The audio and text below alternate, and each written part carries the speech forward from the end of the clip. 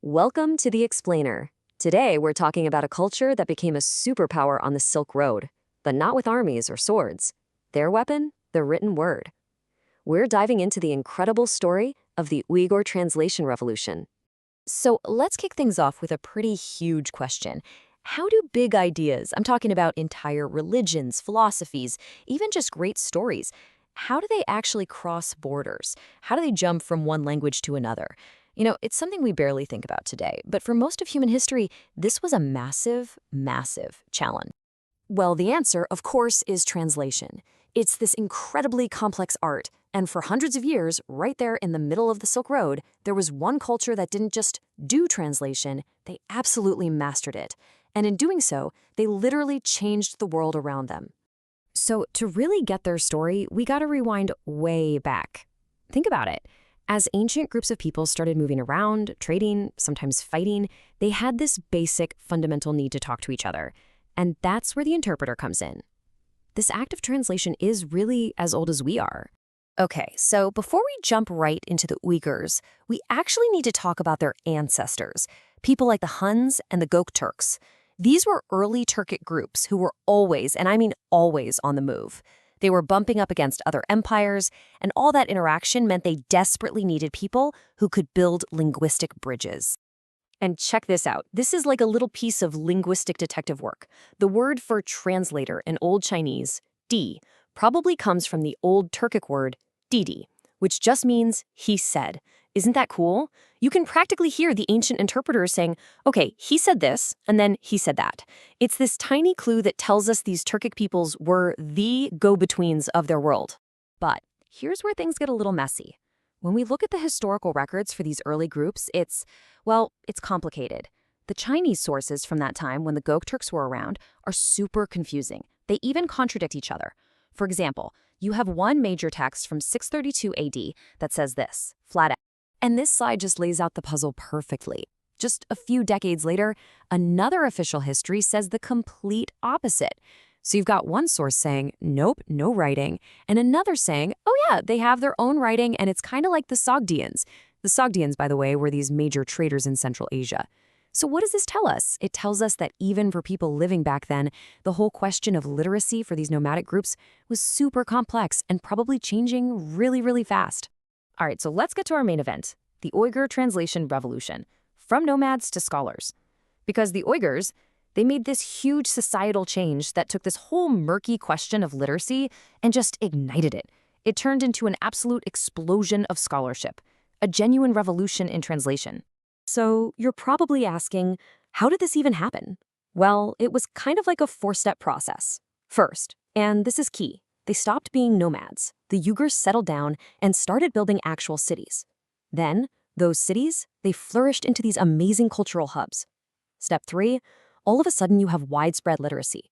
And finally, once you have a whole society that can read, they get hungry for new ideas. And the only way to feed that hunger was to go out and translate all the great works of the world. And wow, were they in the perfect spot to do this? Just look at this list of languages they knew and translated.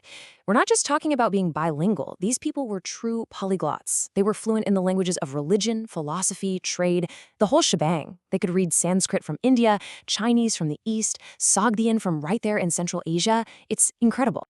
And get this, it wasn't just about speaking the languages. They were masters of all these different alphabets too.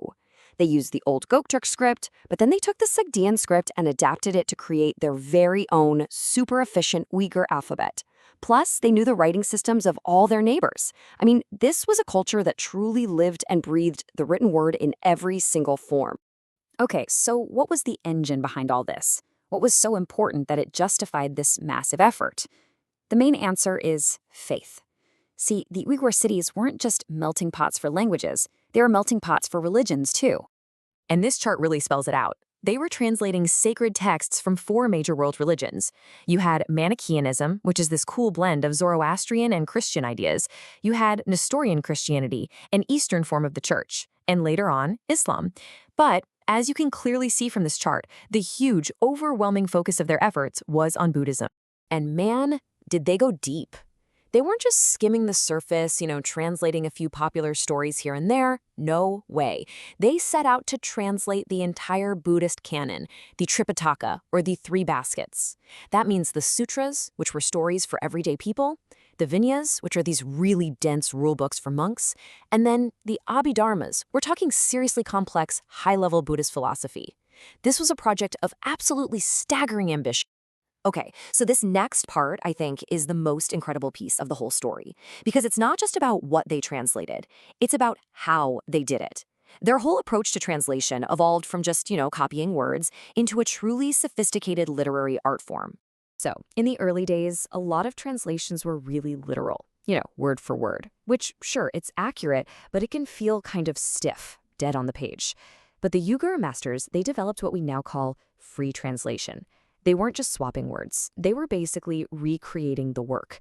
They were focused on capturing the spirit, the poetry, the deep meaning, all to make it truly beautiful and powerful in their own language.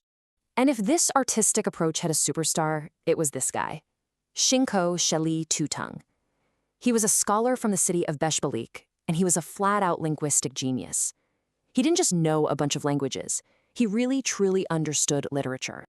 To really get a feel for his genius, let's look at a specific example. It's from his most famous translation, the Golden Light Sutra.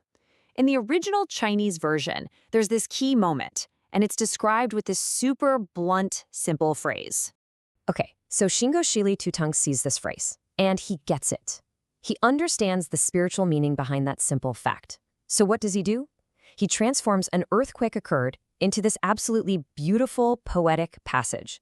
He describes the entire universe reacting to a good deed, with flowers raining down from the sky and the earth trembling, not out of violence, but out of pure joy and reverence. See?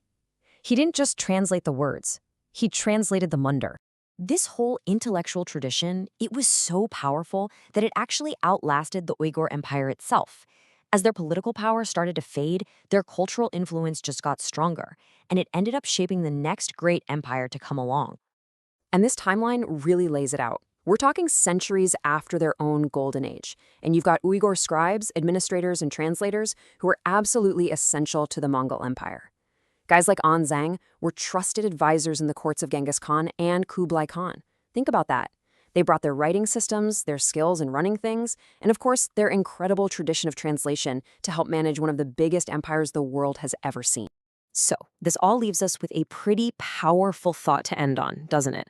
The story of the Uyghurs is just this incredible reminder that history isn't only about armies and kings. It's also shaped by scholars working away in quiet rooms.